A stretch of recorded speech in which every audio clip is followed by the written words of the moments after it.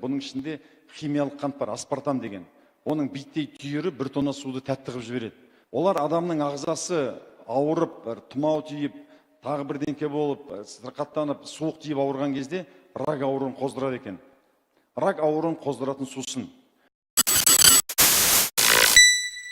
Негізгі бұл келгендеріңіз, біз тек қана табыс табуды үйренбейміз, Алла қаласа, біраздарыңыз видеодан көрген шығарсыздар. Осы бизнес бастауға дейінгі өмірім, бизнес бастауға келгеннен кейінгі өмірім деп.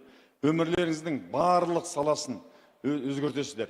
Қалай дұрыс тамақтану, денсаулық. Мен осы денсаулық дұрыс сақтаумен өзім кейінгі 20-30 жыл прям профессионально айналысамын. Сондықтан тауға шыққан кезде 30 жастағы жігіттер менің шаңыма ілесе алмайды, бассейнге барғанда да ілесе алмайды. Көп айтады сізге, 40-та шығарсыздар, сөйтіп ойлайтын шығарсыздар да, 40-та. Менен 56-та, 57-ге кетіп бара жатырмын. Сондықтан дұрыс тамақтану, дұрыс өмір салтын қалыптастыру, дұрыс білімдер жинау, дұрыс қарым-қатынас орнату, өмірлік мақсаттарды қою, уақытты тиімді пайдалану, тайм менеджмент. Біз бәрін қамтитын боламыз. Таңғы сабақтарда, практикалық сабақтарда. Сондықтан өмірлеріңіз, Алла қаласа, күрт өзгереді. 1 апта, 2 апта, 3 аптадан кейін өздеріңіз ғана емес, көптеген айтады. Отбасымның, қарындасымның, сіңілімнің, бауырларымның өмірлерін өзгертіп жатырмын деп. Осылай, егер сенсеңіздер, өмірлеріңіз түгел өзгеретін болады. Мен екі жағдайда бата берем. Білесіздер ғой, қандай уақытта бата беретінді? Мынау, әкеңізші шайыңызды. Сатып әкелдіңіз бе? Мынандай сусындардың ішінде аспартам деген қант бар. Бұның ішінде свекольный қант емес, және де неменің қант емес, тростниковый қант емес. Бұны маған академик Зұлқарнай Сейітов айтты. Кешке жақын барғаннан кейін интернеттен көресіздер. Бұның ішінде химиялық қант бар, аспартам деген. Оның биттей түйірі 1 тонна суды тәтті қылып жібереді. Кола, спрайт, бүкіл тәтті сусындардың ішінде. Олар адамның ағзасы ауырып, тұмау тиіп, тағы бірдеңке болып, сырқаттанып, суық тиіп ауырған кезде рак ауруын қоздырады екен. Рак ауруын қоздыратын сусын. Осыны ішіп отырған адамдарға айтам, алақанның жайын алайын. Мына кісі өміріне риза болмай, тезірек ауруға шалдығып, өлуге ниеттен жүр екен, осының ниетін қабыл ете көр, Аллах акбар деген кезде мына сусын ішіп кетеді. Ішпеңіздер мынандай нәрсені. Ішпеңіздер. Қазақтың айраны бар, қазақтың шалабы бар, қымызы бар, шұбаты бар. Тіпті болмаған кезде осы Алматының, Алатаудың жай суы бар. Газдалмаған қарапайым ғана сусын ішіңіздер. Сонан кейін табиғаттың заңдылығымен өмір сүру. Түнгі сағат 11-ден бастап өт жолы жұмыс істей бастайды. Түнгі сағат 11-де төсекте жатпаған адамның өті дұрыс жұмыс істемейді. Значит, оның асқазаны дұрыс істемейді деген сөз. Өзін денсаулығына зиян келтіре бастайды. Түнгі сағат 1-ден бастап бауыр іске қосылады.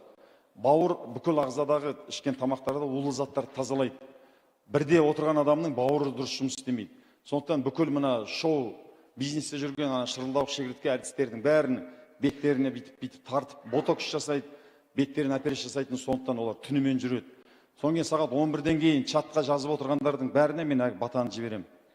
Өйткені біздің миллиондаған жыл ата-бабамыз күн батқан кезде жатып, күн таң атқан кезде тұрған, табиғаттың заңдылығымен өмір сүрген. Енді қазір мына қолдан жасаған күнді жағып қойып, біз табиғатты алдағымыз келеді. Алдай алмаймыз.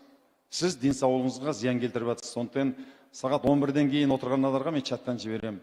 Мына кісі табиғаттың заңдылығымен күресіп, өзіне өзі қастандық жасап, ауыру тілдеп жүрген жан екен.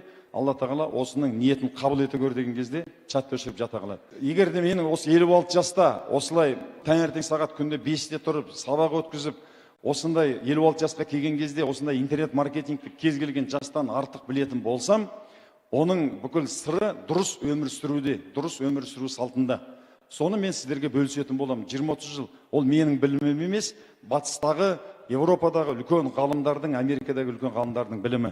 Сондықтан сіздер бүгіннен бастап сапалы қазақ қоғамына қосылдыңыздар.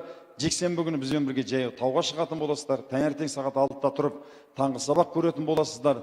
Рухты өлең жаттайтын боласыздар. Денсаулықтарыңызды жақсартатын боласыздар. Адамдармен қарым-қатынастарыңызды өмірлік мақсатты қойып, әрбір күннің, әрбір аптаның, айдың, жалпы өмірдің мәні пайда бола бастайды.